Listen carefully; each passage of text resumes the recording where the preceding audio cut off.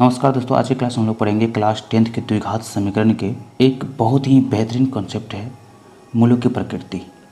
तो मूलों की प्रकृति में जो है यहाँ देखिए कि अगर ये कोई समीकरण है ax² + bx + c = 0 का विविक्तर मतलब विवेचक या डिस्क्रिमिनेंट बोलते हैं। तो विविक्तर जो है जिसको हम लोग डी से डिनोट करते हैं, विविक्तर किसे डिनोट करते हैं तो डी से डिनोट करते हैं। और जैसे कि आप लोग पढ़े होंगे कि द्विघात समीकरण के मूल्य निकालने का जो सूत्र होता है वो क्या होता है तो -b + -√b²-2a। तो d का मान अगर 0 से ज़्यादा है, ये d क्या है तो विवेचक है या विविक्तर है। तो d का मान अगर 0 से ज़्यादा है तब जो है क्या होगा तो मूलक का जो प्रकृति होगा वो क्या होगा तो वास्तविक एवं भिन्न होगा। d का मान 0 से बड़ा है तो यहाँ देखिए d बराबर क्या होता है तो b² - 4ac।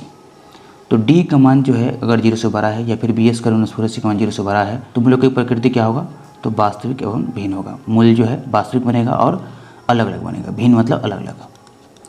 और इसको देखिए इस समीकरण के मूल का मान क्या आएगा तो -b + -√b²-4ac/2a ये मान आएगा। मतलब अगर हम ABC का मान इसमें रखते हैं तब जो है वास्तविक एवं भिन्न मूल्य मिल जाएगा हम लोग को जब d का मान 0 से बड़ा हो। अब देखिए अगर d का मान 0 के इक्वल है मतलब बराबर है, समान है, तब जो है इस केस में क्या होगा तो b² - 4ac = 0 अर्थात b² - 4ac बराबर क्या होगा तो 0 होगा। और उस केस में क्या होगा तो वास्तविक एवं समान मूल्य मिलेगा। मूल्य जो है वास्तविक रहेगा और दोनों मूल्य क्या रहेगा तो समान रहेगा। यहाँ देखिए -b/2a, -b/2a दोनों मूल्य समान है। इस फॉर्मूला में अगर हम b² - 4ac का मान 0 के इक्वल रखते हैं तब जो है ये वैल्यू मिल जाएगा हम लोग को। दो मान मिलेगा क्योंकि द्विघात समीकरण है तो द्विघात समीकरण का जो मूल्य आएगा वो कितना आएगा तो 2 आएगा। और इसके बाद अगला देखिए d अर्थात b² - 4ac एक पूर्ण वर्ग तथा ABC प्रमेय हो तब जो है दो मूल्य प्रमेय मिलेगा हम लोग को और इसका वैल्यू जो है इस फॉर्मूला से निकाल सकते हैं मान।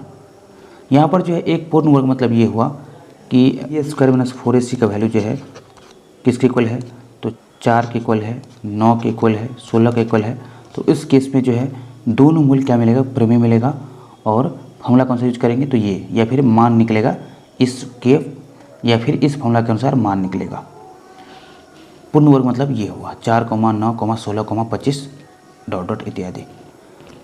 और उसके लास्ट देखिए d का मान अगर 0 से कम है अर्थात b² - 4ac का मान 0 से कम है तो कोई वास्तविक मूल्य नहीं मिलेगा, कोई मूल्य नहीं मिलेगा। क्योंकि अगर आप इस फॉर्मूला में x बराबर -b +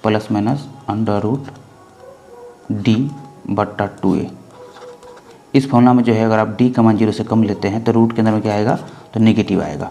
और आप लोग जानते हैं कि रूट के अंदर में नेगेटिव क्या होता है तो अपरिभाषित होता है, इसका कोई परिभाषा नहीं होता है। अपरिभाषित, रूट के अंदर में नेगेटिव क्या होता है तो अपरिभाषित होता है। कोई वास्तविक मूल्य नहीं मिलेगा, कोई वास्तविक मान भी नहीं मिलेगा, कोई मूल्य मिलेगा ही नहीं जब d का मान 0 से कम हो तब। तो हम उम्मीद करते हैं कि आप लोग को जो है मूलों की प्रकृति जो है बहुत ही अच्छा समझ में आया होगा। तो अभी के लिए इतना ही, धन्यवाद।